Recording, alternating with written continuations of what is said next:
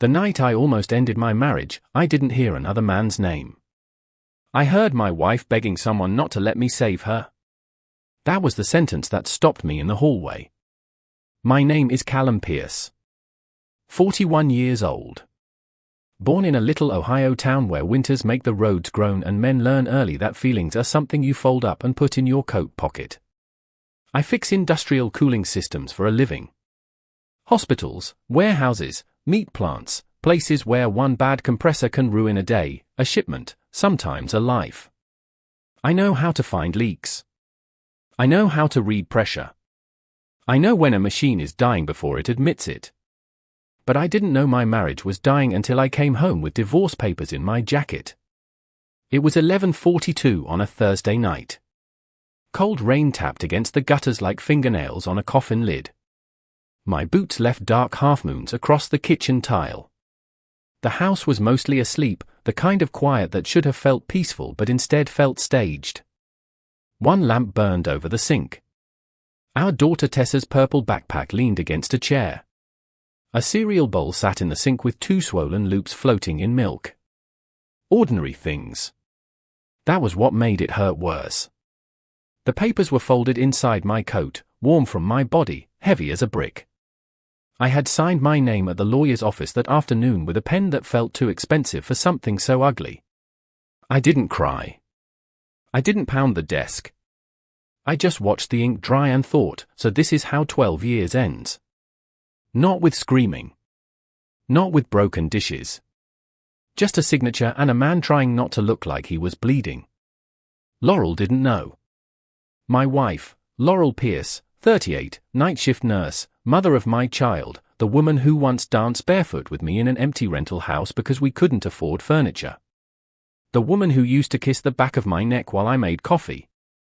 The woman who, for the last 8 months, had been disappearing from me 1 inch at a time. No hugs unless I reached first.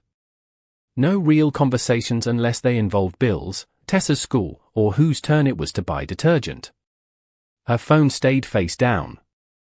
Her smiles came late, like she had to remember where she kept them. Some nights, she locked herself in the bathroom and ran the shower long enough to hide crying. I told myself stress could do that. Then I saw the name Nolan Reeves on her phone. Again. And again.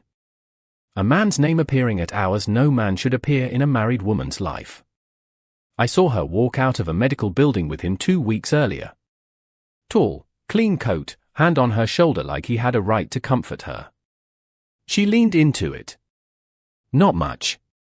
Just enough to split something in me. So I prepared to leave. Quietly. Cleanly. For Tessa.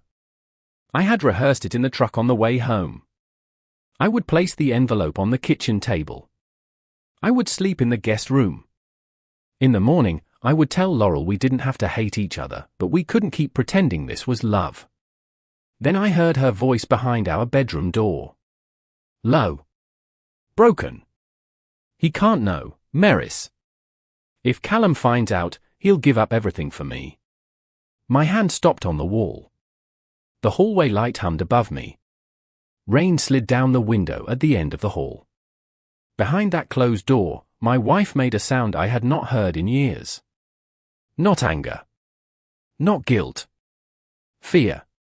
Maris Dutton, her best friend, said something too soft for me to catch. Then Laurel answered, and every word slid under the door like cold air. I'm serious. He'll sell the truck. He'll take extra shifts. He'll drain Tessa's college account if he has to. That's who he is. He doesn't know how to walk away from someone he loves. The divorce papers inside my coat suddenly felt alive. I should have stepped back. A decent man would have coughed, knocked, announced himself. But pain had already made me suspicious, and suspicion is a lock that only truth can open. So I stood there. One hand against the wall. Breathing like a thief in my own house. And waited for my wife to finish breaking my heart in a way I never saw coming. 8 months earlier, I still believed silence was just a season. Every marriage gets quiet sometimes. That is what older men tell younger men when they do not know how to admit the house has gone cold. Work gets heavy. Kids get older. Bills stack up. Bodies get tired. You stop kissing in the kitchen and start texting grocery lists from the same couch. It sounds sad when you say it out loud, but while you are living it, it feels ordinary enough to survive. That was what I told myself about Laurel. She was exhausted. Nurses lived on borrowed sleep and vending machine dinners. She came home smelling like antiseptic and rain, hair pulled too tight, eyes carrying the kind of tired coffee could not touch. I would ask how her shift went, and she would say, long one word. Door closed. Conversation over. At first, I respected it. A man who loves his wife learns when not to push. So I made dinner. I packed Tessa's lunch. I folded the towels the wrong way and watched Laurel refold them without a word. I fixed the loose hinge on the pantry door. I changed the oil in her car. I did all the quiet husband things that never make speeches but keep a family standing. Still, something was changing. Laurel stopped sleeping close to me. Not all at once. That would have been easier to name. It happened by inches. Her shoulder turned away. Then a pillow appeared between us. Then she started falling asleep on the couch with medical journals open on her chest and her phone tucked under one hand like a secret she was guarding even in dreams. One Saturday morning, I reached for her while coffee brewed downstairs. She flinched. Not much. Just a small tightening of her back under my palm. But I felt it. A husband feels things like that the way a mechanic hears a wrong sound under the hood. Nobody else notices. To you, it is thunder. Sorry, she whispered. I'm just tired. I took my hand away and said it was fine. It was not fine. After that, I started noticing the little things. Her phone face down at dinner. The way she stepped into the laundry room to answer certain calls. The way her voice dropped when she said, I can't talk right now. The way she would smile at Tessa with her whole heart, then look at me like I was a bill she had forgotten to pay. I hated myself for keeping score.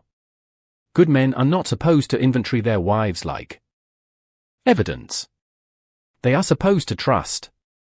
But trust is hard when the woman who used to leave notes in your lunchbox now locks the bathroom door to cry under running water. I heard her once. It was close to midnight. Tessa was asleep, the dishwasher humming, and I stood outside the bathroom with a basket of clean clothes against my hip. The shower was on, but Laurel was not showering. She was crying. Quiet, broken little sounds she was trying to bury beneath water. I almost knocked. My knuckles hovered an inch from the door. Then she said, please, God, don't make him pay for this. I froze.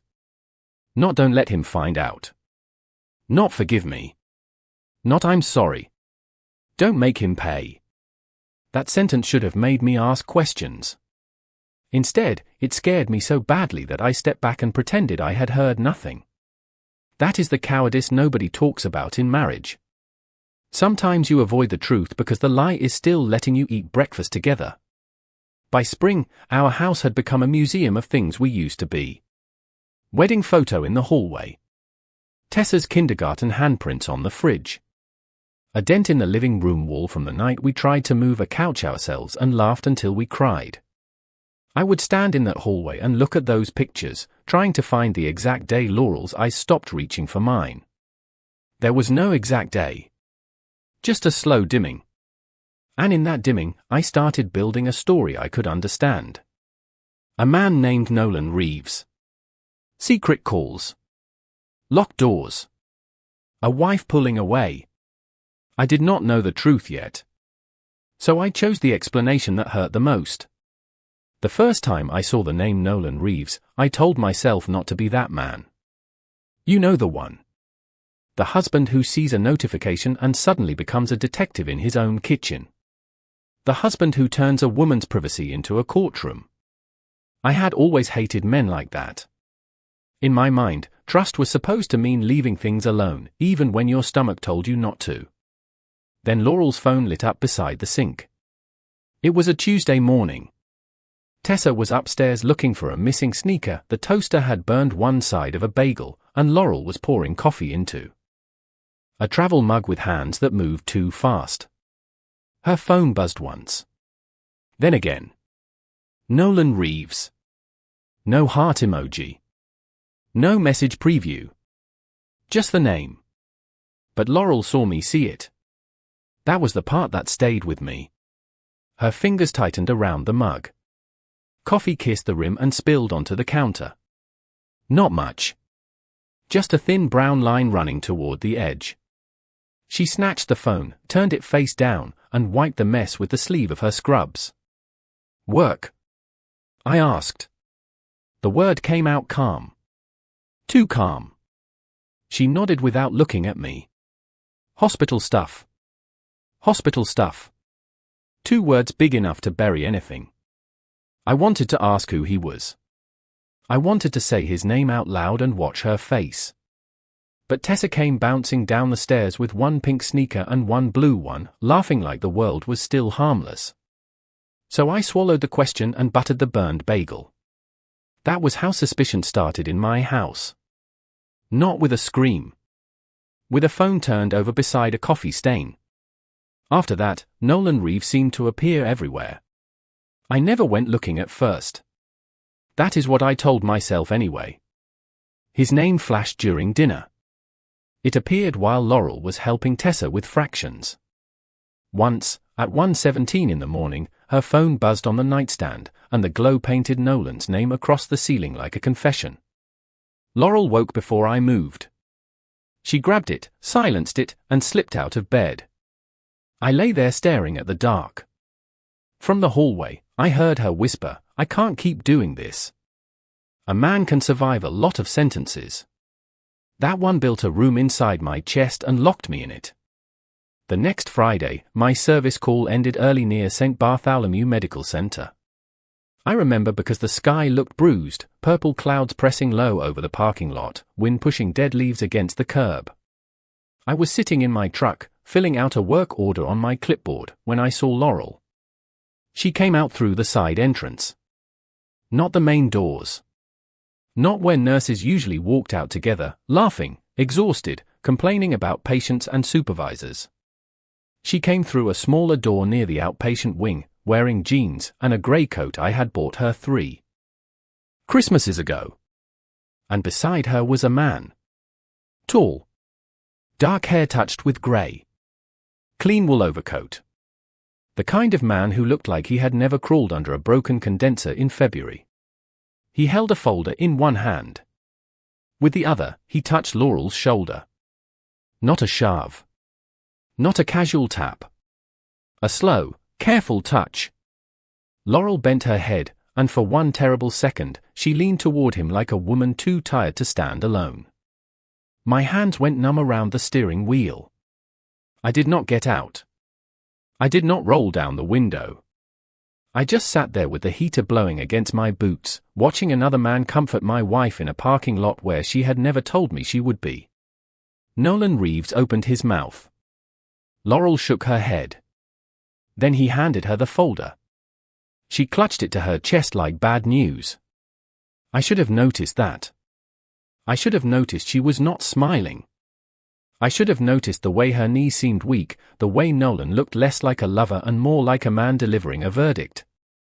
But jealousy is a dirty window. You do not see what is there.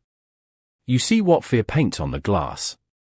That evening, Laurel came home late and kissed Tessa on the forehead. She told me she had picked up an extra shift. Her eyes were swollen. Her voice was flat. I looked at the grey coat hanging by the door and imagined another man's hand still resting on it. Long day? I asked. She paused. Then she said, "You have no idea." And because I was already hurting, I heard cruelty where there was only exhaustion. That night, after she fell asleep on the far edge of our bed, I went downstairs and searched the name Nolan Reeves. The screen loaded. Dr. Nolan Reeves. Hematology and oncology. I stared at those words for a long time. Then I clicked away before understanding could reach me. Because by then, I had already chosen the wound I believed in. I met the lawyer on a Wednesday afternoon while Laurel thought I was replacing a compressor at Mercy Cold Storage. That lie sat in my mouth all morning like a penny. I wore my work jacket because I did not know what else a man wears when he goes to discuss the end of his marriage. My boots left a little salt on the polished floor. The receptionist looked at them, then at me, and smiled the careful smile people give men who are trying not to fall apart in public. The office smelled like paper, coffee, and decisions that could not be taken back. Her name was Vivian Holt. Mid-50s, silver hair, no nonsense in her eyes. She did not speak in soft pillows. She spoke in clean lines. Assets. Custody. Mediation. Filing timeline. Temporary arrangements. Words that turned 12 years of marriage into folders on a desk. I sat across from her with my hands between my knees and answered questions like I was reporting a machine failure. House in both names. 2 vehicles. Joint savings. 1 daughter, Tessa, age 9. No, I did not want to punish Laurel. No, I did not want to drain the account. No, I did not want to fight if we could spare the child. Vivian paused at that. A lot of men say that before they get angry, she said. I looked at the wedding ring on my left hand. The skin under it was pale from all the years it had never come off. I'm already angry, I said.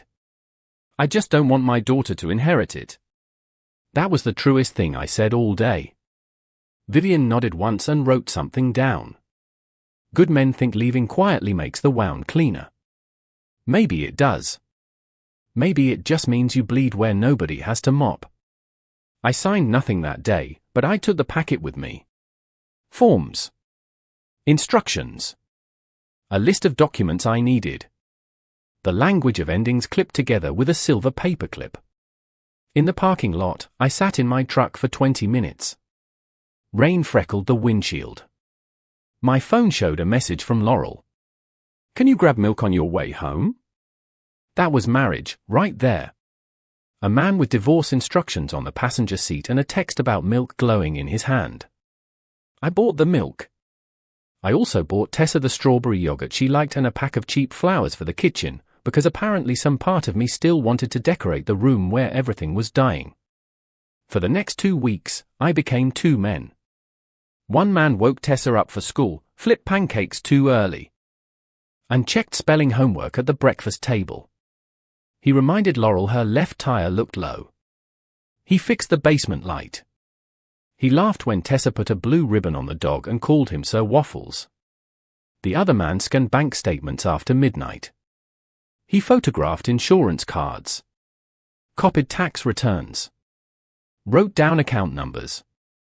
Made a folder in the bottom drawer of my toolbox, tucked beneath old gaskets and receipts from jobs nobody remembered. Not because I wanted to ambush Laurel. Because I was afraid of waking up one day and finding my whole life had already been moved without me. That fear changes you. It makes you quiet in a different way. Laurel noticed, I think. Some night she watched me from across the kitchen like she wanted to say something and could not find a door into the sentence. I gave her chances. Small ones. Gentle ones. You okay? Just tired. Anything you need to tell me? She would freeze for half a heartbeat, then shake her head. No. Nothing. Nothing became the word that buried us. The final packet came on Thursday. Vivian had prepared the petition. All it needed was my signature. I drove home with it under my jacket, pressed against my ribs like a second heart. I told myself I was doing the merciful thing. No screaming. No spying. No ugly scene in front of Tessa. Just the envelope. Just the truth. Just the end. By the time I turned onto our street, the rain had started again. Porch lights glowed through the wet dark.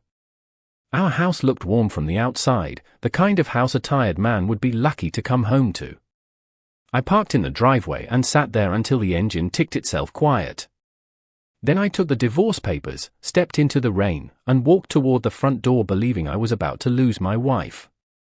I did not know I was about to hear the reason she had been trying to lose me first. I should have walked away. That is the part one still think about. A decent husband does not stand in a dark hallway listening to his wife cry through a closed bedroom door. A decent husband knocks. Announces himself. Gives the woman he loves the dignity of knowing she is being heard. But I was not decent that night. I was tired. Wounded. Half convinced I had already been replaced. The divorce papers pressed against my ribs, warm from my body, and every ugly thought I had carried for months stood there with me like a jury waiting for a verdict. So I stayed. Behind the door, Maris Dutton spoke first. Her voice was low, careful, the way people talk around hospital beds. Laurel, you can't keep doing this to him. A soft sound followed. Not a laugh. Not quite a sob. Something broken in between. I have to, Laurel whispered. If I don't push him away, he'll stay. My fingers curled against the wall. Stay. The word landed wrong. I had spent months believing she wanted me gone because she no longer loved me. But the way she said stay made it sound like staying was the danger. Maris exhaled sharply. He's your husband. I know what he is. Laurel's voice cracked. That's the problem. Silence filled the hallway. The rain tapped the windows behind me. Somewhere downstairs, the old refrigerator kicked on with a tired groan, ordinary life continuing while mine tilted under my feet. Then Laurel said the sentence that split the night open. Callum doesn't know how to save half of someone. He'll give everything. My throat tightened. Maris said, then let him. No, Laurel's answer came fast, fierce, almost angry.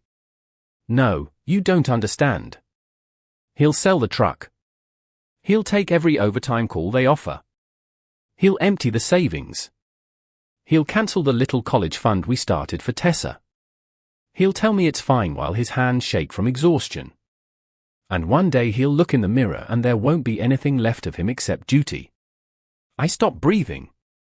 Behind that door, my wife was not confessing to another man.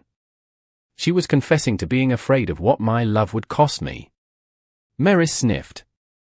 Did Dr. Reeves say it was definite? The name hit me hard. Nolan Reeves. For months, that name had been a blade in my head. The man in the parking lot. The midnight calls. The folder clutched against Laurel's chest.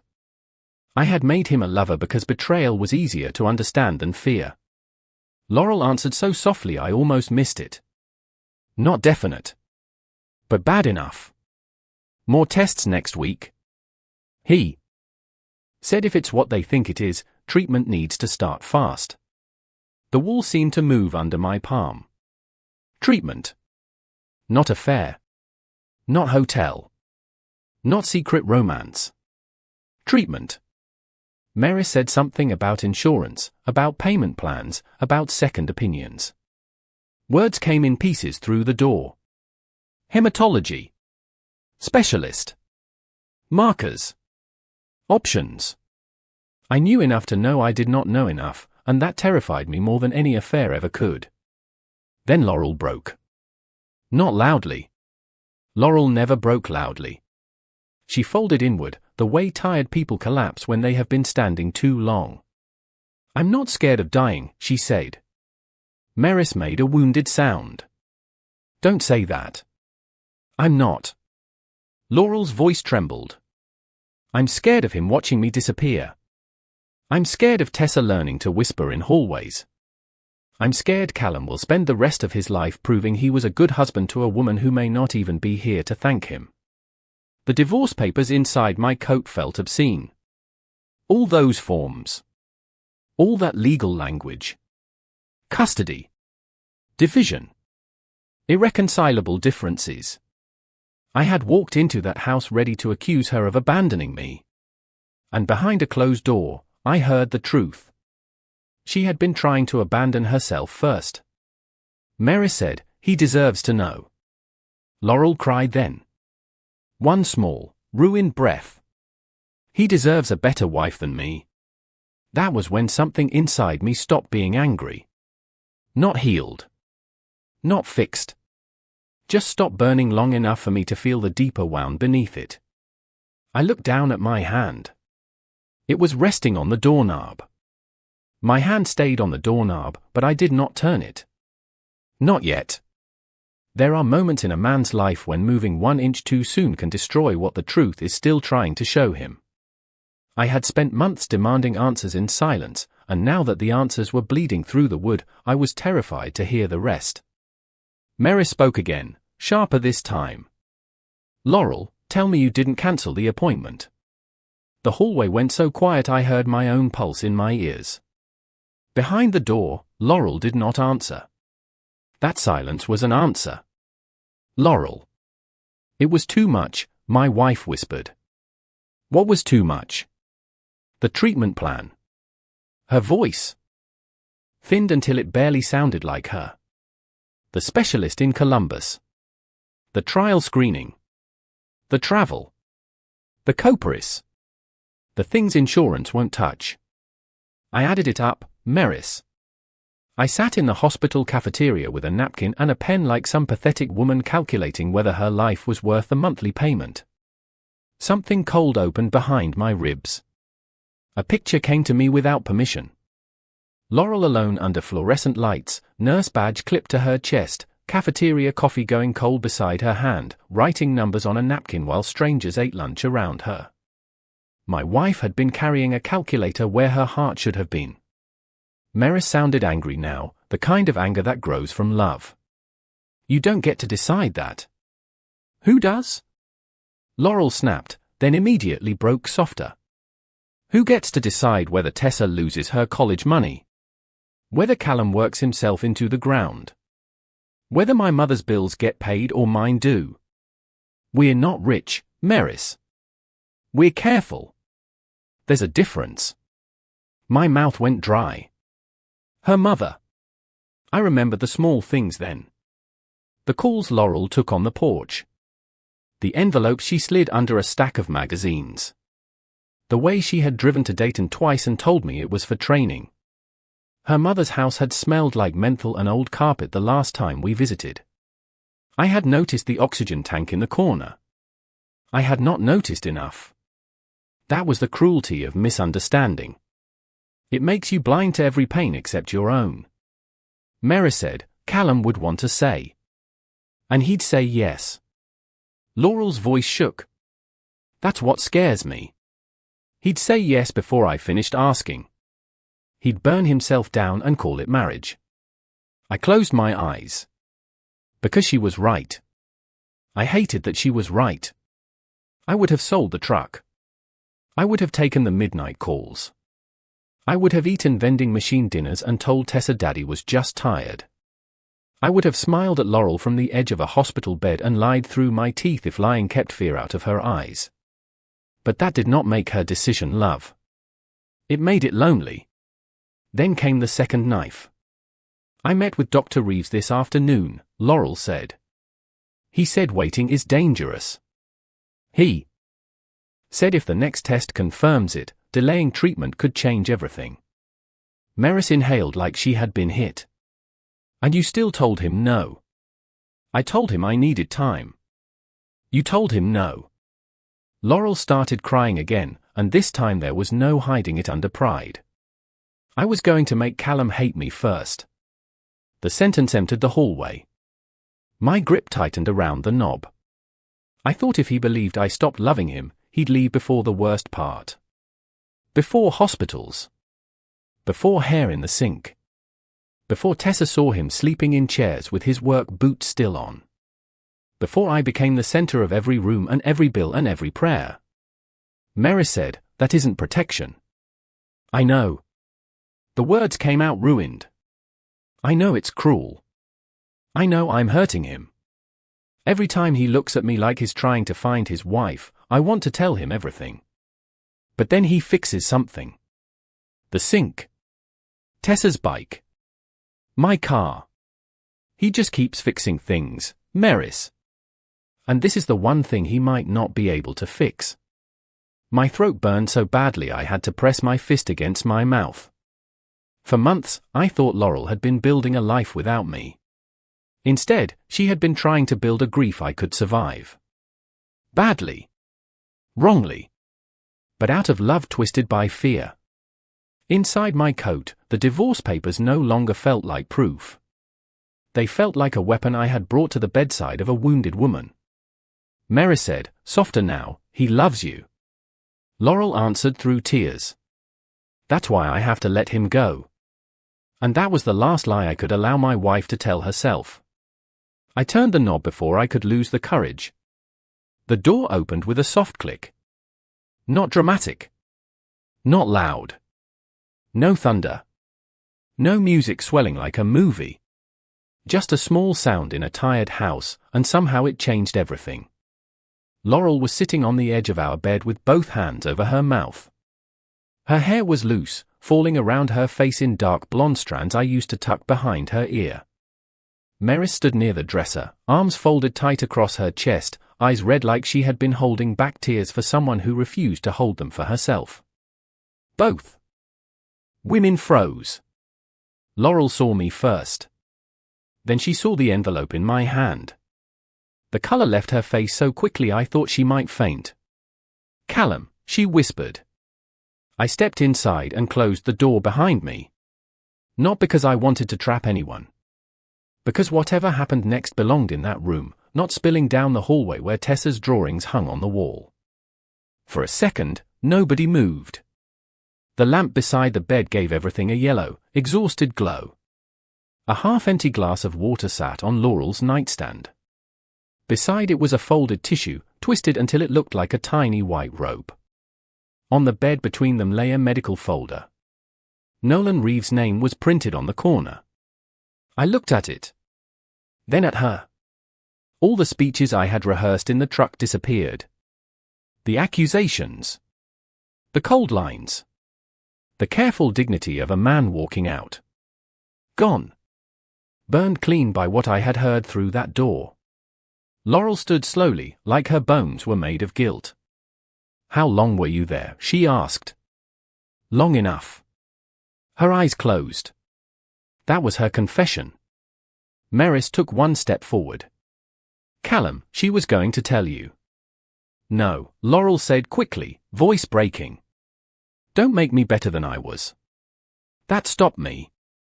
Even then, even terrified, she refused the easy lie. "I wasn't going to tell you," Laurel said, looking at me now. "I was going to make you leave." The words should have made me angry again. They did not. They made me tired in a place sleep could not reach. I pulled the envelope from inside my coat and held it out. Laurel stared at it like it was a gun. "I brought these home tonight," I said. Her lips parted, but no sound came. "Divorce papers." Meris covered her mouth. Laurel's knees gave a little, and she sat back down on the bed as if the room had tilted. For months, I had imagined this moment would give me power. The look on her face. The shock. The proof that I had not been the fool she thought I was. But there was no satisfaction in it. Only grief. "I thought there was another man," I said. Laurel flinched. "I thought Nolan Reeves was the reason you stopped touching me. I thought he was the reason you cried in the shower. I thought you were building some quiet exit while I was still fixing hinges and packing lunches like an idiot." "You're not an idiot," she whispered. "No," I said, and my voice finally cracked. "I'm your husband." That broke her. Laurel bent forward, both hands over her face, and sobbed like the strength had finally run out of her. I wanted to go to her. I wanted to stay where I was. Pain pulled me in both directions until I could barely stand. I placed the divorce papers on the bed. Then I placed my hand on the medical folder beside them. Two futures. Same blanket. "Laurel, look at me." She shook her head. "Look at me." Slowly, she did. Her eyes were swollen, terrified, ashamed. I said the only sentence I had left. I didn't almost divorce you because you were sick. I almost divorced you because you stopped letting me love you." The room went silent. Even Maris stopped breathing. Laurel stared at me like those words hurt worse than the papers. Then I sat beside her, not touching yet, close enough that she could feel I had not walked away. "You don't get to decide alone how much loving you is worth," I said. "You don't get to protect me by abandoning me in my own marriage. And you sure as hell don't get to teach our daughter that love means disappearing before people can choose to stay." Her face collapsed. "I was scared," she said. "I know. I didn't want to ruin your life." I looked at the envelope between us. Then at the folder. Then at the woman I had almost lost twice in the same night. "You are my life," I said. "Not the easy part. Not the cheap part. Not the part that only counts when it doesn't hurt. All of it." For the first time in 8 months, Laurel reached for my hand. And this time, she did not flinch. The next morning did not arrive with peace. It arrived with black coffee, swollen eyes, and a kitchen table covered in papers. Medical papers. Insurance papers. Bank statements. The divorce packet still sat there too, unopened now, pushed to the far corner beneath Tessa's spelling worksheet. It looked smaller in daylight. Not harmless. Nothing that almost ends a family is harmless. But smaller. Like a weapon after someone finally lowers it. Laurel sat across from me in one of my old sweatshirts, sleeves pulled over her hands. She looked younger that way. Not the polished nurse who could calm a panic family with one steady sentence. Not the woman who had spent 8 months building walls out of silence. Just my wife, pale and scared, staring at a folder like it might bite her. Maris had gone home before sunrise after making Laurel promise, twice, not to run from the conversation again. I was grateful for that woman. I was also angry it had taken her voice through a closed door to give me back my marriage. At 7:15, Tessa came downstairs with sleep in her hair and a stuffed rabbit tucked under one arm. She stopped when she saw us. Children know whether before adults name it. Her eyes moved from my face to Laurel's, then to the papers on the table. "Is Grandma sick again?" she asked. Laurel's mouth trembled. I looked at my daughter and realized this was the line. Not the hospital. Not the money. Not even the fear.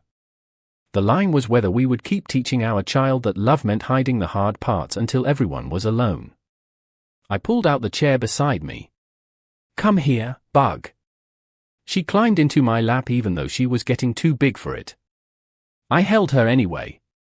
"Mom has some doctor stuff we have to handle," I said carefully. "We don't know everything yet. But we're going to handle it together." Tessa looked at Laurel. "Are you going to die?" The question hit the room like a dropped glass. Laurel covered her face. I wanted to say no. Every father wants to kill fear before it reaches his child. But lying had already done enough damage in our house. "We're going to do everything we can to keep Mom healthy," I said. "And nobody is going to be alone." Tessa slid off my lap and walked to Laurel. She wrapped both arms around her waist with the fierce little strength only children have. Laurel broke again, but this time she did not turn away from us. That was our first real victory. Not hope. Honesty. By 9, I was on the phone with Dr. Nolan Reeves. His voice was calm, professional, and nothing like the man I had hated in my head. He did not judge me. When I asked blunt questions.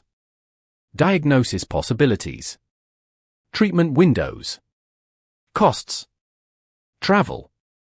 Side effects. What needed to happen first? He answered everything. Then he said, "Mr. Pierce, your wife has been trying very hard not to be a burden." I looked across the table at Laurel. "She failed," I said. Her eyes dropped. Then I added, "She's not a burden. She's my wife." The room changed after that. Not magically. Real life is not kind enough to heal on cue. There were still bills. Still test results coming.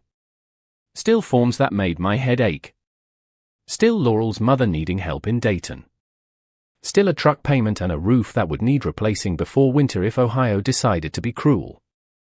But fear finally had a shape. And anything with a shape can be faced. I called my supervisor and asked about adjusting my schedule, not doubling my hours. That mattered. Laurel watched me closely when I said it. I wanted her to hear the difference. Loving her did not mean destroying myself. Staying did not mean burning every bridge behind me. Then I called our insurance company and stayed on hold long enough to memorize the terrible music. I called the hospital billing office. I wrote names, numbers, extensions. I found a patient assistance program Dr. Reeves' nurse mentioned. I made a spreadsheet badly, cursed at it twice, and let Laurel fix the formulas because even sick and terrified, she was better at details than I was. Around noon, I drove to the garage and looked at my truck. For years, that truck had been my pride. Not fancy, but mine. Scratches on the tailgate. A coffee stain near the cup holder. Tessa's old booster seat mark still pressed into the back seat. I had already planned to sell it in my head. Then I heard Laurel's voice from the doorway. Don't. She stood there wrapped in a coat, eyes tired but clear. I won't let you sell pieces of yourself without talking to me. I almost smiled. Now you're learning. She cried and laughed at the same time, and the sound was so human it hurt. That evening, Tessa drew a picture at the kitchen table. 3 stick figures under a crooked blue roof. One had a tool belt. One had yellow hair and a nurse badge. One had giant purple shoes. Above them, in careful uneven letters, she wrote, "Our team." Laurel pinned it to the fridge. Not over the old photos. Beside them. Because we were not erasing the life we had before the secret. We were finally telling the truth inside it. 3 months later, I learned that healing does not look like the movies. It does not arrive with one perfect sunrise or a doctor smiling under clean white lights. It comes in pieces. A good blood marker? A bad night. A bill reduced by half after 6 phone calls. A bowl of soup Laurel can keep down. Tessa doing homework on a hospital blanket because she refuses to let her mother be bored alone. Me learning which vending machine coffee tastes least like regret. Dr. Reeves never promised miracles. I respected him for that. The diagnosis was serious, but not hopeless. Those were the words we held on to. Serious, but not hopeless.